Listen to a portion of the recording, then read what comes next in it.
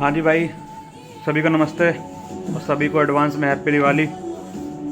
तो अभी बात करते हैं कॉन्सेंट्रेट की जॉब के लिए। तो इसमें ना दो प्रोसेस हैं अभी। एक आपका वॉइस प्रोसेस है, एक आपका चैट प्रोसेस है। ठीक है, अगर आप वॉइस प्रोसेस के लिए जाते हो तो आपको एम कैट देना होता है, जो आपका सिम बहुत मतलब हार्ड नहीं है, ईजी भी नहीं है पर हार्ड भी नहीं है। 42 क्वेश्चन आते हैं इसमें। आपको जो लेंथी क्वेश्चन जो रहता है ना, सबसे ज़्यादा जो लेंथी क्वेश्चन रहेगा वो आपको 42वां क्वेश्चन रहता है। उसमें आपको एक कोई इंडिविजुअली कोई भी टॉपिक दे देगा, उसमें आपको 90 सेकेंड या 45 सेकेंड करीब आपको सोचने के लिए बोलता है, और फिर आपको उसको अपने वर्डों में बोलना होता है। ठीक है, क्योंकि वो कोई टॉपिक दे देगा, explain about your best friend, ठीक है, इस टाइप का, या what you think about by the कोविड-19, कि तुमने क्या लर्न करा है, तुमने क्या महसूस किया, तुम्हें कैसा फील हुआ। तो ये सब तुम्हें बताना होता है। इसमें अप्रोक्स 45 सेकेंड को आपको बोलना होता है, या शायद 60 सेकेंड का, मैं भूल गया इस चीज़ को। स्टार्टिंग में जो क्वेश्चन होते हैं वो क्वेश्चन आपके नॉर्मली होते हैं। ठीक है, आपको कंप्यूटर एक लाइन बोलेगा, एक या दो लाइन होती है, उसके आपको रिप्लाई करने होते हैं। ठीक है, उसके बाद कुछ फिल इन द ब्लैंक्स आते हैं। हाँ, डिक्टेशन होती है जो कंप्यूटर बोलेगा, फिर वो आपको टाइप करनी होती है। फिर एक फिल इन द ब्लैंक्स भी इसमें ऐसे होते हैं कि आपको एक वर्ड बोलेगा, जैसे I am going to dash to meet my friend, तो उसमें बोलेगा कि इसमें आप कहाँ जा रहे थे। तो उसमें वो जो फिल इन द ब्लैंक्स, जो बीप का वर्ड आता है ना, वो आपको फिल करना होता है अपने अकॉर्डिंग के, आपको कौन सा वर्ड उसमें सुटेबल होता है। ठीक है, वो फिल करना। तो कोई उसमें ऑप्शन नहीं होता आपको, वो अपने आप को अपने हिसाब से फिल करना होता है। तो एम कैट भाई एक ईजी वे है वॉइस प्रोसेस के लिए। उसके बाद आपको HR राउंड होता है, फिर आपको ऑपरेशंस राउंड होता है, देन आपका सिलेक्शन होता है। और चैट प्रोसेस के लिए अगर जाते हो तो उसके लिए आपको एक पर्सन टेस्ट देना होता है। उसमें भी ये मैंने कल ही दिया था, कॉन्सेंट्रेट के लिए दिया है मैंने। तो उसमें ये था कि पहले एक टाइपिंग टेस्ट था, आपने वो टाइपिंग टेस्ट दिया है। वो आपको मोस्टली आपको कंप्यूटर पे देना, फ़ोन पे देने के लिए मना करते हैं HR भी आपको। तो टाइपिंग टेस्ट के बाद फिल इन द ब्लैंक्स आए थे 16, वो लिखे हुए थे। उसमें लाइन लिखी हुई थी, बीच में एक वर्ड गायब था, तो वो मिसिंग वर्ड आपको फिल करना था अपने अकॉर्डिंग, कौन सा सुटेबल वर्ड उसमें आएगा। तो उसे फिल करने के बाद एक डिक्टेशन आया था। ठीक है, हेडफोन लगा हुआ था मेरे कान में, कंप्यूटर ने एक सेंटेंस बोला था, वो सेंटेंस मेरे को अपने अकॉर्डिंग टाइप करना था कि कैसा होता है वो। ठीक है, तो उसके बाद फिर एक 4 टॉपिक आए थे, पैसेज थे वो टॉपिक। उस टॉपिक पे ये सीन था कि 4 एक एक करके टॉपिक दिए गए थे, आपको वो पढ़ना है। ठीक है, पढ़ने के बाद आपको वो डिसेबल हो जाएगा। फिर आपको टाइम मिलता है एक, ठीक है, अप्रोक्स 1 मिनट 60 सेकंड मिलते हैं आपको। तो वो आपको टाइप करना है अपने वर्डों में। तो सबसे वो सब तो हो गया था। फिर लास्ट टॉपिक रहता है आपका मेल का। वो मेल आपके लिए बहुत इंपॉर्टेंट होता है। ठीक है, उस मेल में क्या होता है, आपको पूरा पैसेज दिया जाएगा कि आपको इसलिए मेल करनी है। आपको वहाँ 3 टॉपिक दिए जाते हैं कि ये तीनों टॉपिक आपको मेंशन करने हैं। तो मेरे लिए जो 3 उसमें कंटेंट थे, वो था एक आपका वर्क फ्रॉम ऑफिस का, कस्टमर हैंडलिंग का, और तीसरा भाई मैं भूल गया, पर 2 सुन लो, 2 बता दो, 2 याद है मुझे। तो उसमें वो आपको तीनों ना मेंशन करने होते हैं। तो उसमें जो था 100 से लेके 150 वर्ड के बीच में आपको टाइप करना था मेल के लिए। जो हमने करे थे वो 117 वर्ड थे, 117 वर्ड हमने करे थे। तो फिर मैंने HR से पूछा, तो HR ने बोला था कि आपको अप्रोक्स 160 करने चाहिए थे, पर फॉरगेट अबाउट दिस। पर हाँ ये है, अभी मैंने पूछा था अपने HR से जिनके थ्रू मैंने दिया था, तो क्लियर हो गया। 57% स्कोर आया बस। सोचा था ज़्यादा आएगा, 80 करीब आएगा, पर 57% आया। पर यह चलो क्लियर हो गया, कोने पे क्लियर हुए हैं पर हो गया क्लियर। तो अभी ऑपरेशंस राउंड है, तो अभी वो देखेंगे। ठीक है, उसमें जैसा एक्सपीरियंस रहेगा मेरा, मैं तुम्हें भाई वो भी बता दूंगा। ठीक है, और देखो, अगर अच्छी सैलरी लेनी है, मैं तुम्हें हर हर वीडियो बोलता हूँ भाई, IN एनालाइजर बेस्ट है अच्छी सैलरी के लिए। ठीक है, पर कोई अच्छा प्रोसेस चूज़ करना, वो आपके ऊपर डिपेंड करता है कि आप अगर फ्रेशर भी आ रहे हो ना, तो तब भी आपको IN एनालाइजर अच्छी सैलरी प्रोवाइड करेगी। टेक महिंद्रा जितनी भी कंपनी है ना, ये उन सब से आपको फ्रेशर में ही अच्छी सैलरी प्रोवाइड करती है। क्योंकि आप देखो, आप अगर टेक महिंद्रा में इंटरव्यू दोगे ना, तो आपको टेक महिंद्रा में जो फ्रेशर सैलरी मिलेगी ना, वो अप्रोक्स आपको 15 बोलते हैं, वो डिडक्शन के बाद आपको वो 13 से 14 आपको आती है इन हैंड जो आती है, क्योंकि अभी कुछ भाई लगे हैं बैंक ऑफ बड़ौदा प्रोसेस में लगे हैं, तो उसमें उनको अच्छी सैलरी मिली, क्योंकि अभी उनकी हायरिंग चल रही है वहाँ पे। अगर किसी को भी इंटरव्यू देना है, ठीक है, तो भाई बैंक ऑफ बड़ौदा के लिए चले जाओ, टेक महिंद्रा में आपको 18 अप्रोक्स 18 सैलरी मिल जाएगी उसमें, ठीक है। तो देखो टेक महिंद्रा का एक्सपीरियंस बोलता है भाई, ठीक है, वो एक्सपीरियंस बोलता है, तो आपको उसके लिए जाना चाहिए, एक बार ट्राई करो, ठीक है। और दूसरी बात ये, थोड़ा बात करते हैं सेल्फ रिस्पेक्ट की, ठीक है भाई, क्योंकि हम लड़के हैं, तो हम लोग ना अपनी सेल्फ रिस्पेक्ट बहुत जल्दी खो देते हैं, ठीक है।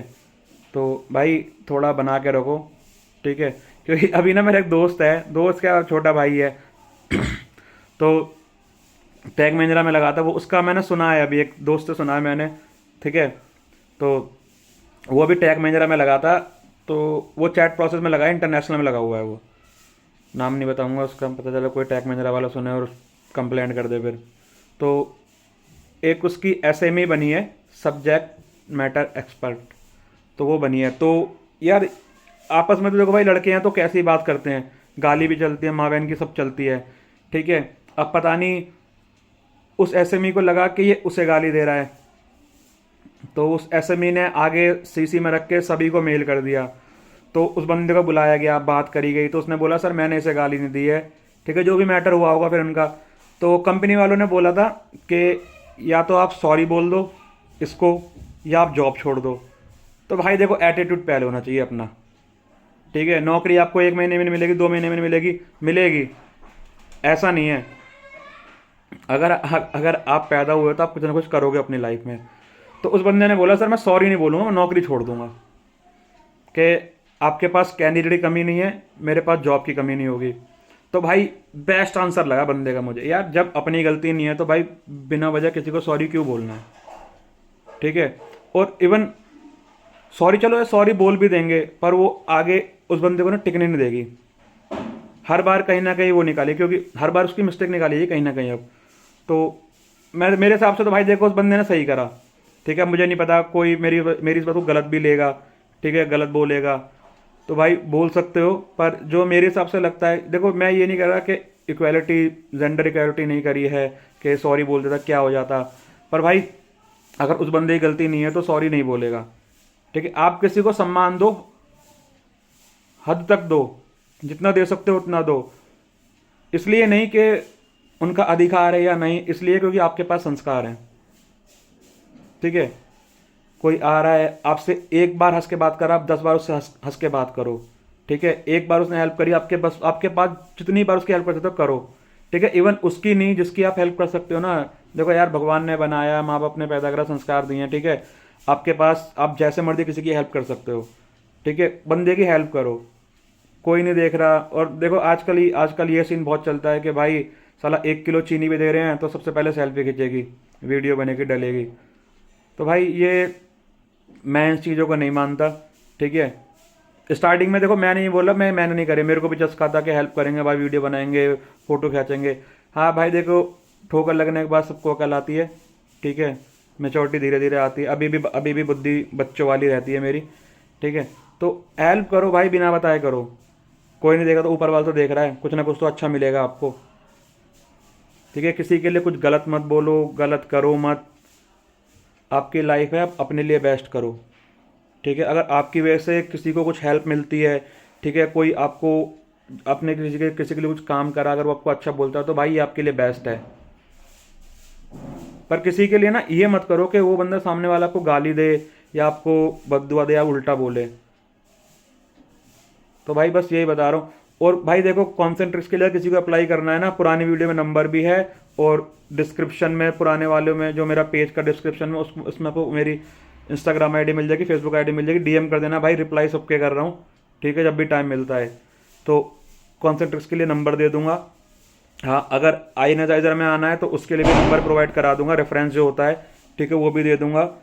तो देखो इसमें तो कॉन्सेंट्रिक्स तो एक भाई ऐसी नौकरी है गवर्नमेंट नौकरी की तरह बिल्कुल, ठीक है। अगर आप वहाँ टिक गए ना, क्योंकि जो मेरे दोस्त लगे हुए हैं उन्हें 3-3 साल हो गए हैं भाई, मज़ेदार नौकरी है, ठीक है। और जैनपेक्ट वगैरह ये सब देखो, ये ना ऐसी हैं कि अगर आपको कोई कोई फेस्टिवल आ रहा है ना, चाहे वो आपके रिलीजन का नहीं है, किसी अदर रिलीजन का भी है ना, तब भी आपको ना छुट्टी मिलती है उसमें। ठीक है। अगर इंटर किसी अच्छे प्रोसेस में जा रहे हो, उसमें आपको 5 डे वर्किंग मिलता है, 20 दिन तो आपको जॉब करनी है बस। ठीक है। उसके बाद भी अगर महीने में किसी अदर रिलीजन का फेस्टिवल है तो आपको तब भी छुट्टी मिलेगी उसमें।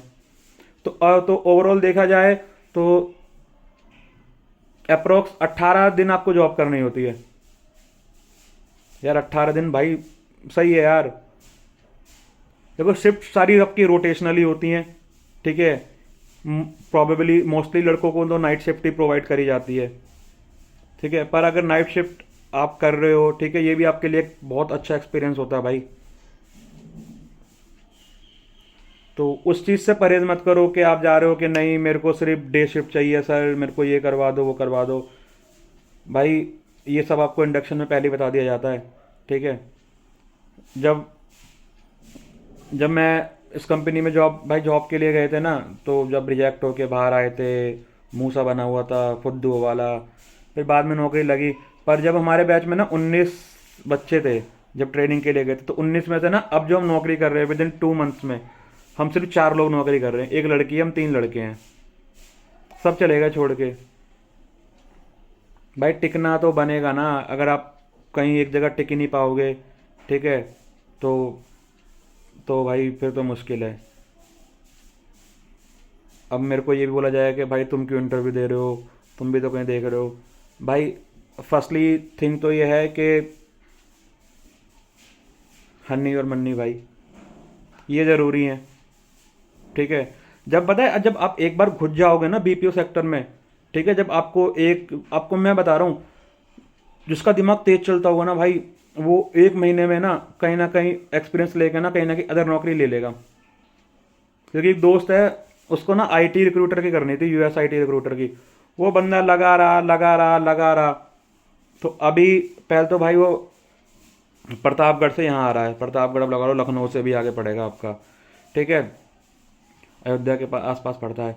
तो अब बंदे ने जब यहाँ से आई ने ज़्यादा नौकरी छोड़ी, फाइनली उसकी नौकरी यूएस आईटी में लगी, वर्क फ्रॉम होम मिल गया बंदे को।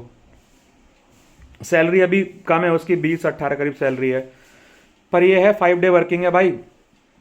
कंपनी ने सब कुछ प्रोवाइड करा है, सिस्टम, डेस्कटॉप, लैपटॉप वगैरह जो भी जो प्रोवाइड करा है। मेरे से बात नहीं करी है मैंने उससे। और वर्क फ्रॉम होम है, बंदा अपने घर पे बैठा है और जॉब कर रहा है, नाइट शिफ्ट है। पर ये है यार, बंदा अपने घर पे है, 5 डे वर्किंग है। ठीक है। सारे अलाउंस मिलेंगे, पीएफ ईएसआई कटेगा। ये चीज़ें बेस्ट होती हैं। और मोस्टली तो भाई मैं ये बोलूँगा, आपको अगर नौकरी कहीं करनी है तो वहाँ करना जहाँ पे आपका पीएफ और ईएसआई कटे। भाई मेरा नहीं कटता, पर मैं चाहता हूँ यार कहीं ऐसी जगह नौकरी लगे जहाँ पीएफ ईएसआई कटे। भाई ये ना बहुत बेनिफिट रहता है आपके लिए, आपकी फैमिली के लिए ना बहुत बेनिफिट रहता है। हमारे यहाँ कटता है वो जो अपर लेवल पे हैं सीनियर, उनका उनका डिडक्शन होता है, हमारा नहीं होता। एडवाइजर्स का नहीं होता भाई। पर अदर कंपनियों में होता है, कॉन्सेंट्रिक्स में होता है, टेक महिंद्रा में होता है। इसी में नहीं हो रहा, पता नहीं क्यों। ठीक है। तो किसी को भी कहीं भी भाई अप्लाई करना, अगर जैनपेट के लिए भी अप्लाई करना ना, तो लिंक बता दूंगा कैसे आप अप्लाई कर सकते हो, कैसे आप पे 100% कॉल आएगी। ठीक है। सबसे ईजिएस्ट जो मैंने इंटरव्यू अभी तक देखा है, ठीक है, वो मैंने जैनपेक्ट का देखा है। मैं जब स्टार्टिंग में लगा, जब स्टार्टिंग मेरा सिलेक्शन हुआ था जैनपेक्ट में, ठीक है, तो मेरा फर्स्ट राउंड बहुत बेकार गया था। क्योंकि मेरा फर्स्ट इंटरव्यू था लाइफ का, वो जो मैंने अपने सेल्फ पे दिया था मैंने इंग्लिश में। तो पहला राउंड ही मेरा बहुत बेकार हुआ था। तो उन्होंने बोला कि आपने बहुत ग्रामेटिकली मिस्टेक करी है, कैसे कर पाओगे आप ये वो। पर फाइनली उन्होंने मेरा एचआर राउंड दोबारा करवाया, वीडियो कॉल पे हुआ था वो। पहला टेलीफोनिक था, तो मतलब था वीडियो कॉल पे ही, टेलीफोनिक समझ लो, बस वीडियो बनती, जूम पे था, ऑडियो चल रही थी। तो उसमें बहुत बच्चे थे। फिर सेकंड फेस टू वीडियो पे हुआ था, सिंगल इंडिविजुअल।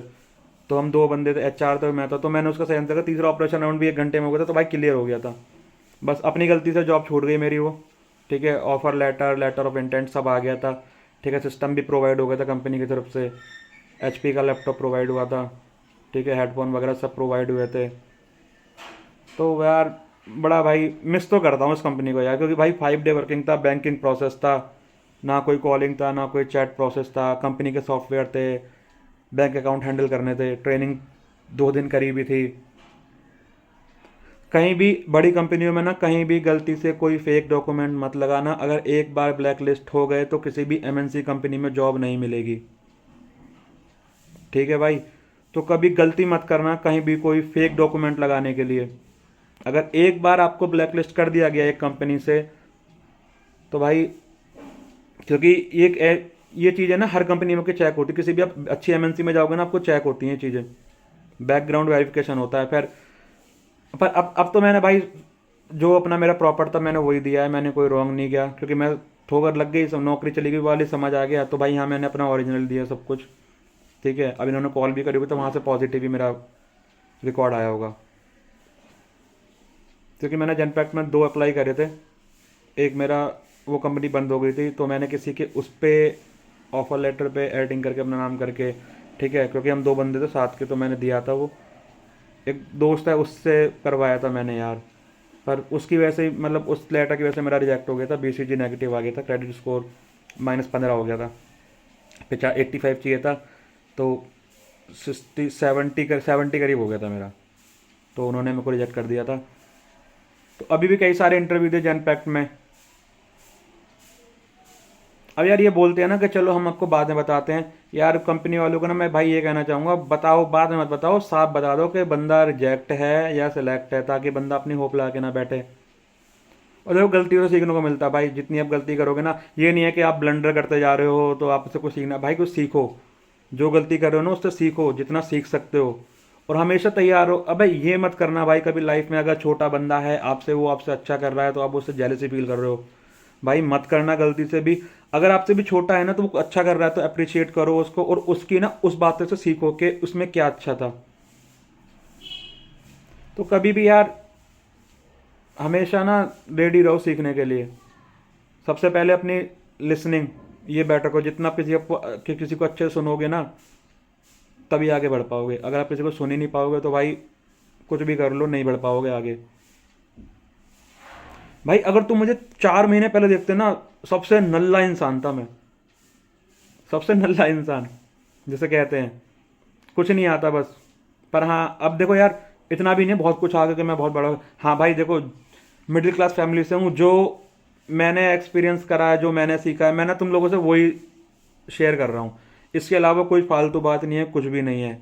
ठीक है, बहुत बंदों को अच्छी भी लगती है मेरी बातें, मेरे को बहुत अप्रिशिएट करते हैं भाई।